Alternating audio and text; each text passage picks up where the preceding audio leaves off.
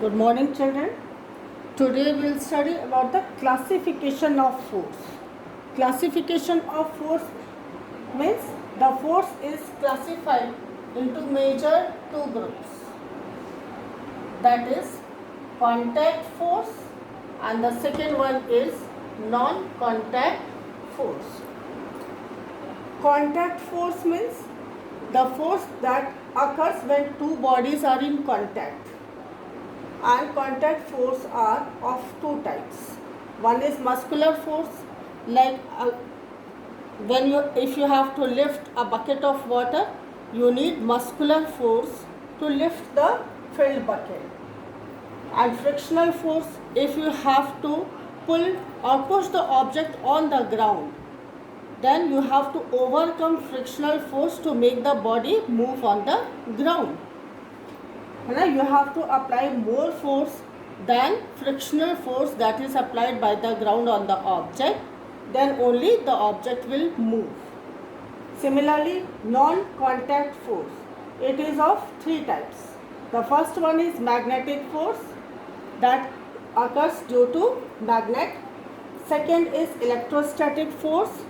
In this, a non-charged body or a charged body brought in contact of another charged body and it acquires energy, it acquires some force, that is called electrostatic force. Now gravitational force, you all know that everything falls on the ground. It is because of gravitational force. So children, again I am explaining it, that classification of force अगर हम करें तो ये मुख्यतः दो तरह के होते हैं.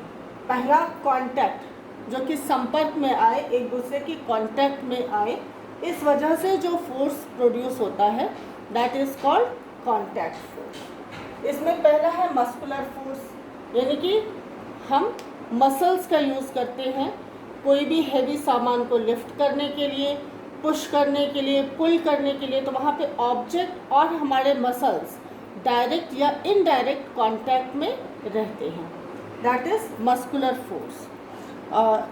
Here in the figure also you can C.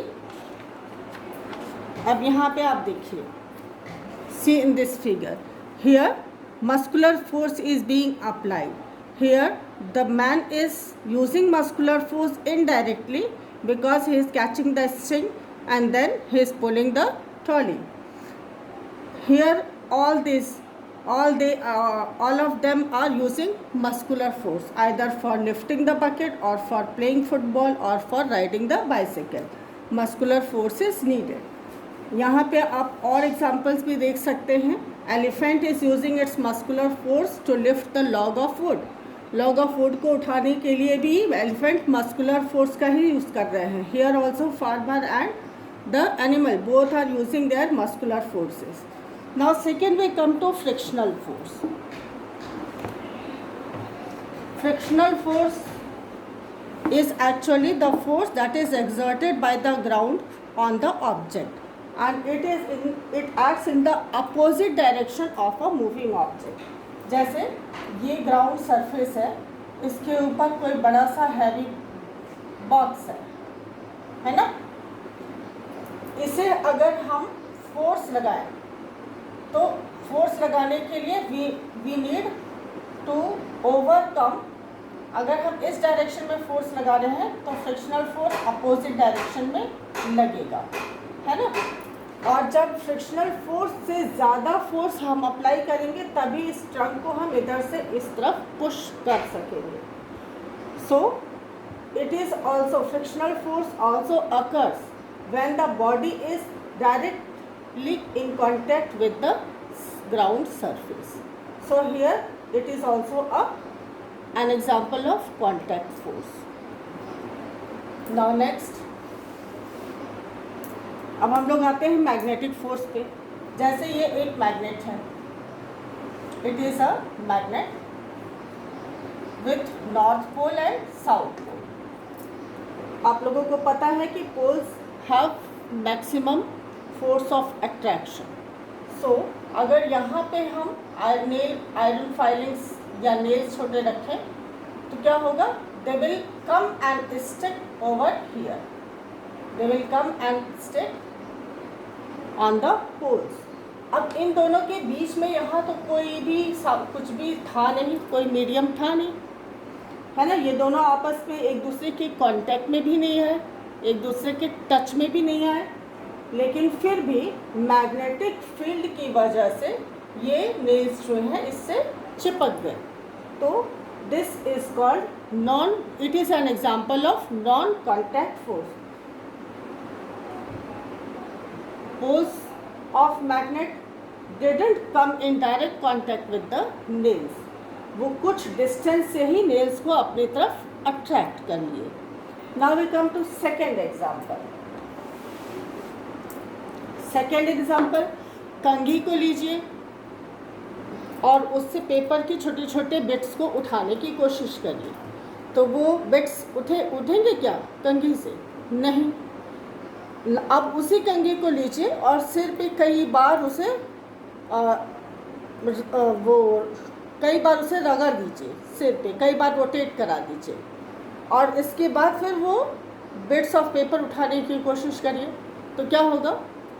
The paper bits will attract towards the comb. तो यहाँ पे कोम जो है अनचार्ज बॉडी थी. हमारे हेयर्स भी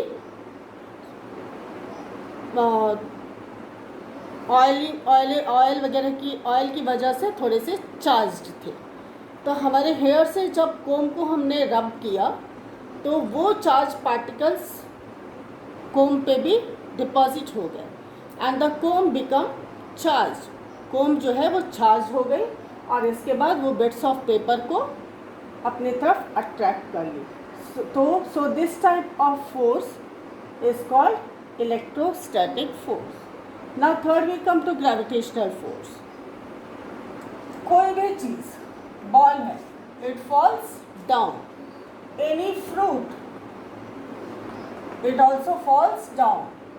If you throw ball upwards, it will also again fall to ground. So why everything falls on the ground? It is because of gravitational force. अब यहाँ पे बॉल बहुत ऊपर है और ग्राउंड नीचे है, लेकिन इन दोनों के बीच में कोई कांटेक्ट नहीं है, लेकिन इसके बावजूद भी फोर्स ऑफ अट्रैक्शन जो अर्थ का ग्रेविटेशनल फोर्स है, पुल है, वो बॉल को अपनी तरफ अट्रैक्ट कर लेता है and that is why everything falls down. So it is the example of gravitational force. So these three are non contact force. Now we come to pressure. Now next we come to the topic heading pressure. Pressure क्या है? अब just see, ये एक page है ना. मैं अपने हाथ से इसमें होल करने की कोशिश करूं तो is it possible to make hole with the finger? No, because the larger area of the finger is in contact with the paper. So it is difficult to make hole on paper with the finger. Finger का larger area paper के ऊपर पड़ रहा है और इस वजह से इसमें होल करना पॉसिबल नहीं है. Now if I use this pin and want to make hole in it, so is it possible? Yes, hole बन गया. You can see hole is created. Why? Because its pointed portion is in contact with this paper sheet. So larger area, when the larger area is in contact, then pressure will decrease, magnitude of pressure will decrease. When smaller area is in contact, then magnitude of pressure will increase, है ना. So the magnitude of force applied, the greater the force, the greater is its effect. यानी हम किसी चीज़ पे जितना ज़्यादा force लगाएंगे उतना ही ज़्यादा फोर्स का इफ़ेक्ट होगा. And second thing, the area over which the force is applied, यानी कि वो एरिया जिसके ऊपर हम फोर्स को अप्लाई कर रहे हैं, the smaller the area of contact, यानी एरिया ऑफ कॉन्टैक्ट जितना छोटा रहेगा, the force will be greater. So the physical quantity which measures the effect of force per unit area is called pressure. Here also in the figure you can see force applied by thumb. So it will not create much force on this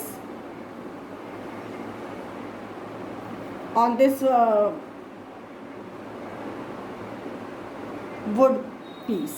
But if one nail is applied, when force is applied on nail over the wood, then nail will prick and get inside the wooden piece. Means nail की surface area जो कि contact में है would के, वो बहुत कम है, इसलिए यहाँ पे अप्लाइड फोर्स का मैग्नीट्यूड ज़्यादा हो गया. यहाँ पे थंब का एरिया ऑफ कांटेक्ट ज़्यादा है, इसलिए यहाँ फोर्स का मैग्नीट्यूड कम हो गया है ना. Thus we can say that pressure is actually the force applied upon unit area. So we can say pressure is equal to force that is applied on the unit area, any surface in contact, or we can say unit area. So you all know that unit of force is Newton and unit of area is meter square. So unit of pressure will be equal to Newton per meter square. Okay children, today only this much. We'll continue in the next.